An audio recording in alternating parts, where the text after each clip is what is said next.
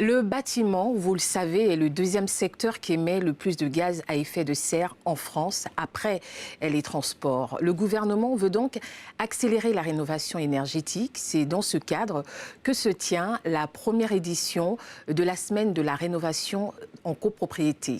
Vous aurez bien sûr l'occasion de poser toutes vos questions en fin des échanges qui vont avoir lieu dans quelques instants. Bonjour messieurs, merci à tous d'être présents à distance pour le lancement de la première édition de la semaine de la rénovation en copropriété.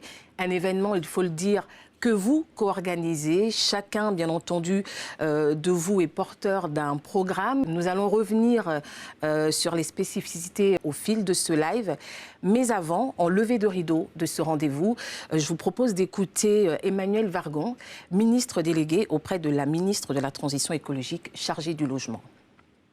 Bonjour à tous, mesdames, messieurs, chers amis. Je suis très honorée de pouvoir ouvrir virtuellement la semaine de la rénovation en copropriété, qui est un beau moment d'échange, de débat qui permettra, j'espère, à chaque copropriété de pouvoir se lancer dans un programme de rénovation thermique. Bravo pour cette belle initiative. Rénovons les copropriétés.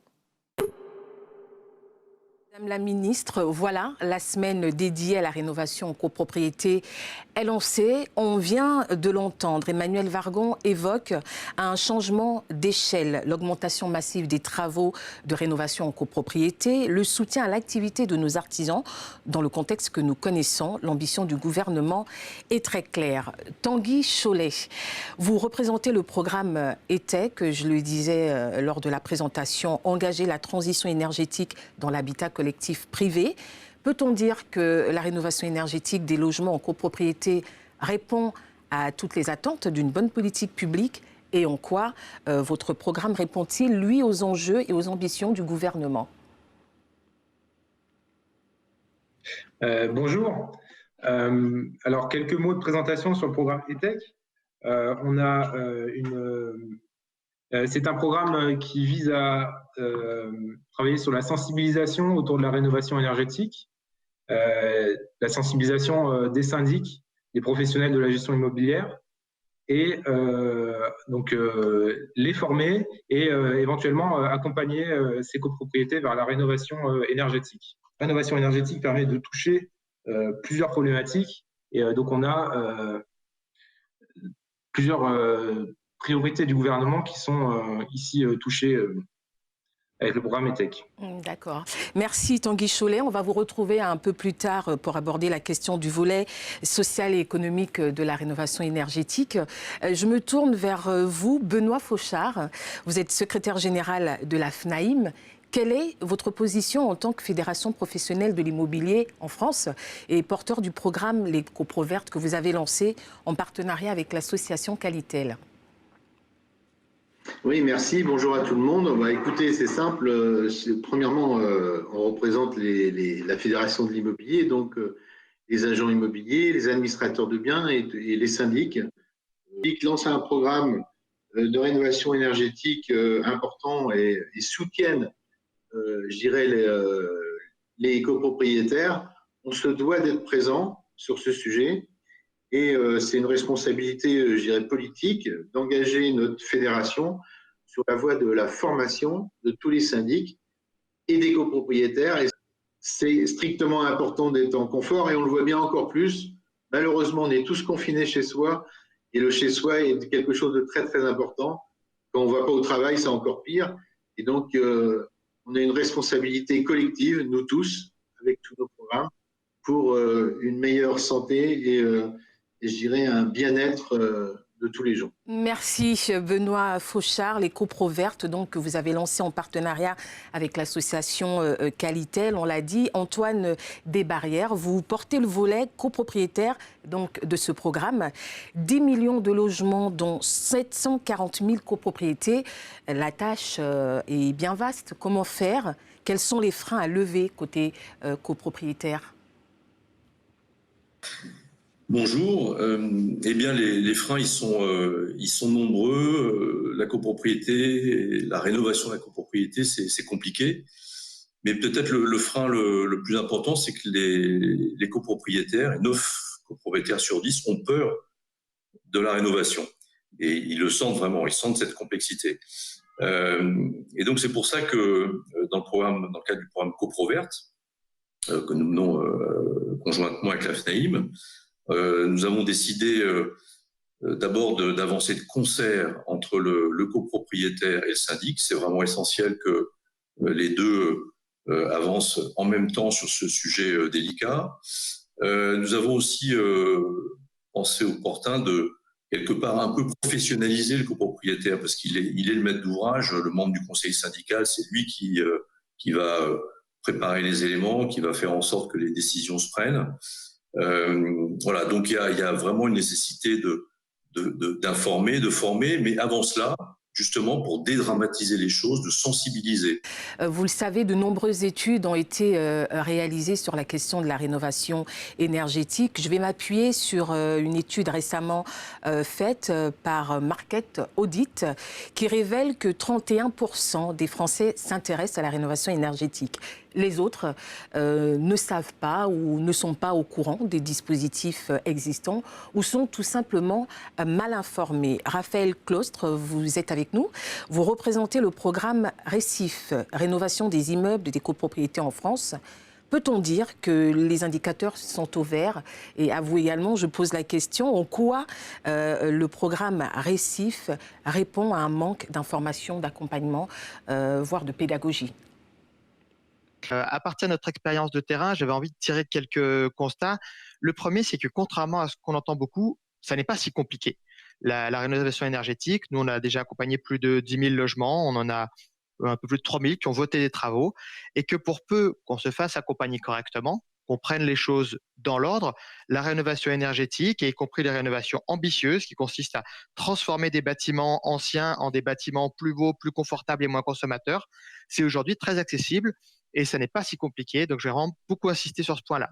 Oui, on va peut-être revenir un peu plus tard sur les détails notamment de ces formations pour donner la parole à Denis Vanier. En tout cas, on retient, vous l'avez dit Raphaël Claustre, que ce n'est pas si compliqué que ça, la rénovation énergétique et les solutions de financement également, on en parlera. Ce n'est pas si compliqué que ça. Denis Vanier, vous êtes à l'origine du programme La CoPro des possibles. Tout est possible donc, j'ai envie de dire. En deux mots, en quoi votre programme, en plus des spécificités, peut rendre l'ambition du gouvernement réalisable, on va dire, pour transformer le rêve en réalité? Oui, j'abonde complètement à ce que vient de dire Raphaël Claustre et bonjour à toutes et à tous. Merci de vous être joints à cette émission. Je commencerai par 3 citations tout simplement. Ceux qui pensent que c'est impossible sont priés de ne pas déranger ceux qui essaient. Ils ne savaient pas que c'était impossible, alors ils l'ont fait, de Mark Twain. Et puis pour finir, de Evelyn Underhill, tout paraît impossible jusqu'au moment où l'on agit. Alors on s'aperçoit que c'était possible. Et c'est ceux qui l'ont fait qui savent que c'est possible. Et justement, la spécificité de notre programme, qui se base sur le coaching certifié et professionnel reconnu par l'État, c'est justement de redonner le pouvoir, l'empouvoirment, qui est issu de la science humaine, redonner le pouvoir aux gens d'agir, aux copropriétaires d'agir. Et ça, c'est basé sur justement des croyances. On a l'impression que c'est compliqué, et en fait, ça l'est pas. Merci Denis Vanier. On va rappeler à tous les participants que nous notons bien vos questions et les intervenants pourront y répondre en fin de ce webinaire. Aujourd'hui, on le sait pertinemment, ces habitations posent un certain nombre de problèmes qui touchent tous les domaines, aussi bien social qu'économique ou écologique. Les dispositifs et les aides, justement, parlons-en, concernent-ils essentiellement les travaux liés à l'amélioration environnementale? Et je reviens cette fois vers vous, Antoine Desbarrières, pour répondre à cette problématique. Oui, alors les aides qui sont mises en place effectivement par l'État sont orientées sur la rénovation énergétique. Elles sont importantes, elles sont essentielles, mais on l'a déjà dit, certains l'ont dit, c'est pas tout. Alors, certes, par cette rénovation énergétique, si elle est faite globalement, on peut espérer des gains sur les consommations d'énergie importants. On peut diviser par 2 ces consommations, par exemple. Mais encore une fois, c'est pas forcément ce qui est attendu par les Français. Et de ce point de vue, d'ailleurs, chez Qualitel, nous nous sommes intéressés avec Ipsos à mesurer, au travers d'un baromètre, la qualité perçue des logements, des Français dans leur logement. Question pour MaPrimeRénov'. Quelle aide pour les travaux en partie commune ne permettant pas un gain de 35%? Exemple, simple changement de chaudière. Je vais peut-être me retourner vers Simon Corteville sur cette question.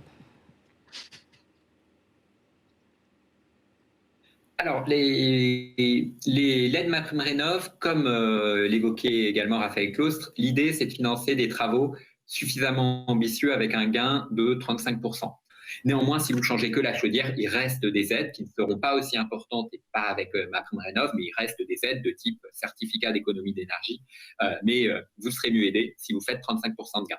Une question sur le bonus BBC. Peut-il être obtenu, j'y arrive, avec une étiquette C? Alors, ce bonus, c'est un bonus qui sera obtenu quand la copropriété atteindra une étiquette A ou B.